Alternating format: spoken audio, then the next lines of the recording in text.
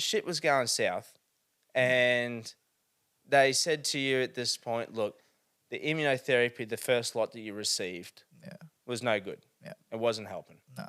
So at this point, they go, look, here's the other option. We've got to fucking double down now. Yeah. But they were concerned, wasn't it? They were concerned with the possibility of some side effects from that immunotherapy, and essentially you did receive side effects from that. Yeah, in the end, like they were trying to avoid it, but yeah, ultimately it was my fourth one. It was my last dose too. The last But dose. like my so I've had 3 oncologists in town here, and so Rocky's like, I guess it's like can get scarce for for like oncologists or palliative care. Like they've only got one oncologist and one palliative care operating like to help out people in the region. Yeah. They do have other oncology on site, like at the hospital, but they're mainly like their job or their role is to go around to wards in the hospital and take care of people that have been newly administered.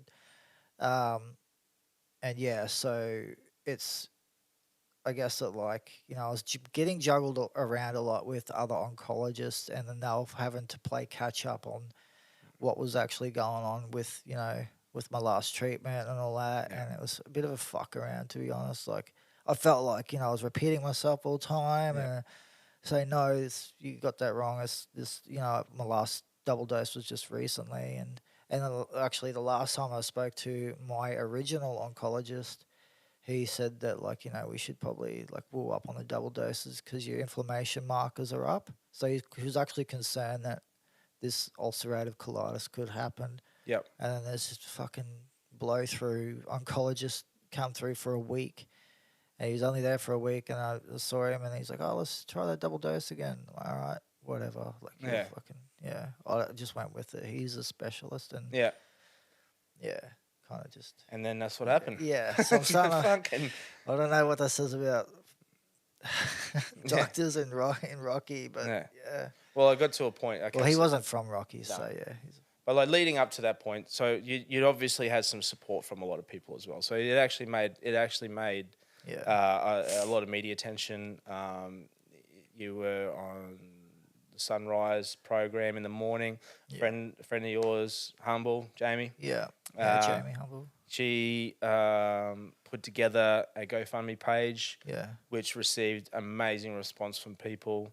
Helped with like a bucket list, essentially a bucket list, and to help you do that. And you got to do one thing, and then you were ready to do a second thing, and then everything went to shit. Yeah. Well, like I went to Japan, but also got to go to Nitro Circus and see the fucking Harry Bink triple flip. I traveled around, like I went to a few like camping places. Yes.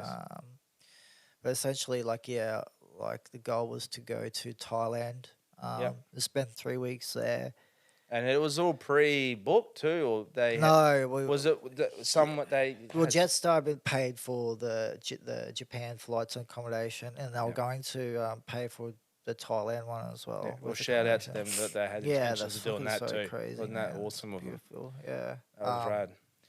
Yeah, everyone's just been like it's been. It's hard to put a word on, like, how to thank anyone enough or anything like that. Like, words don't really feel good enough to, express how grateful you are to people that have fucking just gone out of their way to help you, and they don't even know who you are, man. Yeah. Like, there's a lot, like, what do you say to that? Do you know what I mean? Like, no, of course, I a lot understand. of people don't want that, but, like, I just fucking I wish I could give them something back. I think it's purely the fact that they can take away from the fact that they've helped out someone that essentially needed it at that point in time. But it's just so crazy, man. Like it's just, I'm just, it's just like surreal to me. Yeah. Mate, it was beautiful to see that amount of support that was received from the general public, mate. That when they got together to do it, it was beautiful, mate. It really was. Well, that's what kind of like you said that I'm doing it on my own, but it hasn't. It's been like everyone backing me. Like I feel like everyone's been helping me from the sideline. sending me messages of support. Like so many people have been like sending me DMs, just like, man, you're doing fucking amazing. Like, you know, that type of thing goes a long way. My partner as well, Hazel, like she's whenever I crack and I start to fail, like she's like, no, come on, love, like, you know, fucking Amazing whatever. support from her, Yeah, mate. man, She's yeah. been there from you since day one. Yeah, she shouldn't be, but she is. Yeah, she should have left years ago. The fucking ran fucking to Mara or somewhere to live. Fucking Mara, I right? don't know. The first place that came to mind. It would be better than that situation at the time. Mate, she'd been there from you. From shout out to Hazel. Yeah, Hazel. Hey. Yeah, Forever. But like, you know, so amazing support, mate. Good support network there for you in that. But, you know, like, okay, so... Actually, the radio, sorry. The radio people. B1/5. Yeah, like, they helped out too, didn't they? Yeah. There's so many people, really, but yeah, you've got to thank them because they're the ones that got it started between Jetstar. Yes. Yeah. A big shout out to them as well. Yeah. And so... You're at that point where you're ready to go to Thailand, essentially, and then this shit happened. Yeah. You get stuck in the Rocky Hospital. Yeah. And how long were you in that Rocky Hospital for at this point? This is just before Brisbane.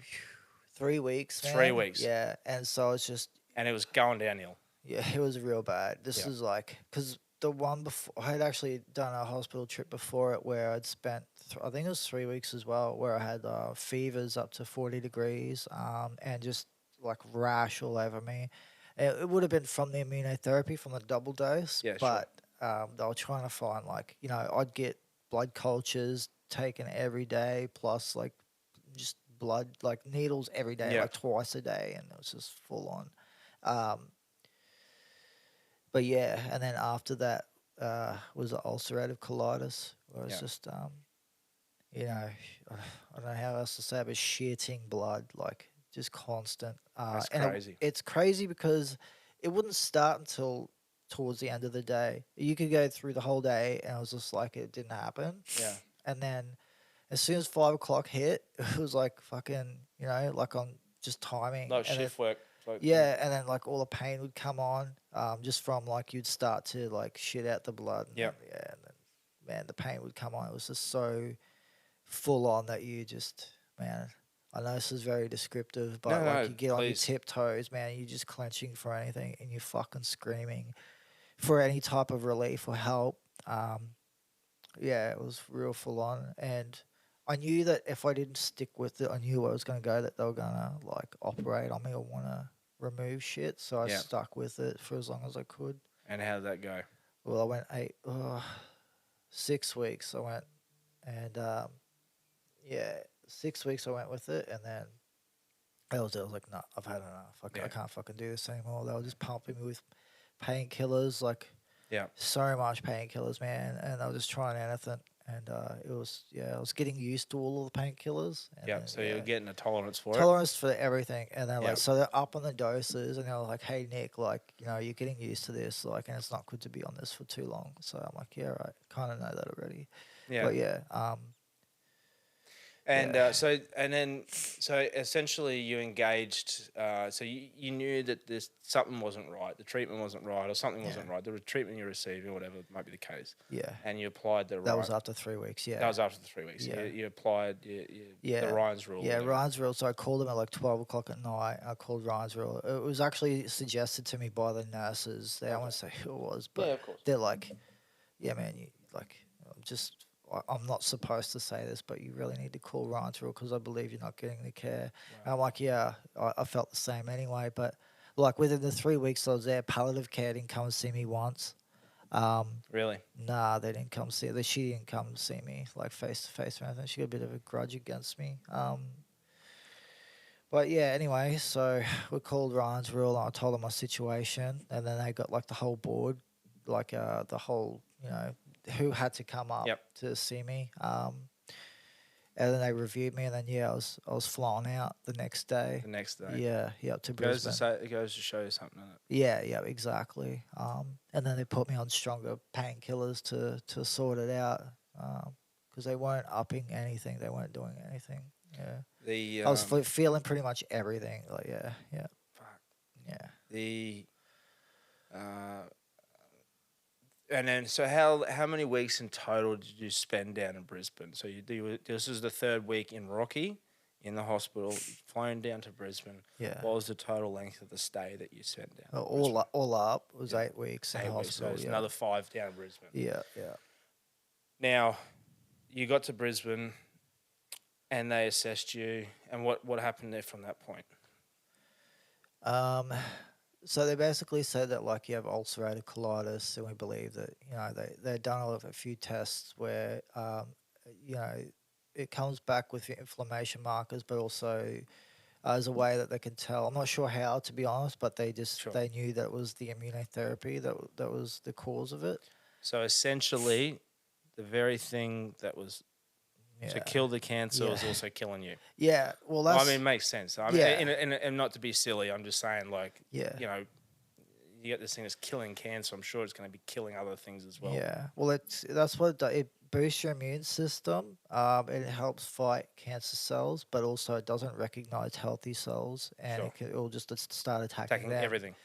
Yeah, so if it can't recognize, it'll just start attacking everything, and then you're kind of like in a lot of trouble then, which is what it was doing. And so now we're at a point where we don't know like what treatment to use yet. It's been like almost 3 months since I've had treatment. I think it could be maybe 2.5 months, but it's been a while. So the choice came down to, when you're down in Brisbane, to have your colon removed. Yeah. Okay. Yeah. And that would have been a decision that you didn't take lightly either. Nah, that's why it took so long. It took so long. 6 weeks, and I'm like, I'm not doing this. Like, just get better. I'm not going to have this done, and then I'll have an ostomy bag for the rest of my life. Like, because I was still determined on beating it. Of course. Yeah, I mean, it was wearing me down at that point. I noticed that you'd lost a lot of weight. Yeah. And well, that 3 weeks they had me on a clear liquid diet, which is just water. If clear liquid is just water, unless you want fucking lemonade. But jelly, just nothing. There's no substance, and that's just what we're going. Because it was just anything you put through my stomach, it would upset it. Like just my colon, sorry, not my stomach. But yeah, my bowels would just irritate it, and then it would just be a lot worse than what it was. So yeah. So you've gone. So you finally decided to go with that operation. Yeah. You had the operation. Yeah. After the operation took place, did you have any immediate relief, or was there anything? Explain the feeling after that. Like you Was it a relief? Yeah, it was. Like, the pain had changed areas, but like it wasn't as intense, and it was just surgical pain. I still had to get through that, but I knew that I was, it wasn't in my rectum, man. Like, it was just all in my stomach. So, I mean, that was a huge relief for me. But yeah, like there was a lot of discomfort. I had a drain in me, and of course. Yeah, like sutures and stuff. I could only imagine that your immune system would have been compromised as well. Yeah, it's been compromised for ages. Yeah. And then I could also imagine that your recovery rate too probably would have been prolonged as well, because it was already down from the previous stuff, and so that in itself would have been a whole experience as well. Yeah. Well, what they do is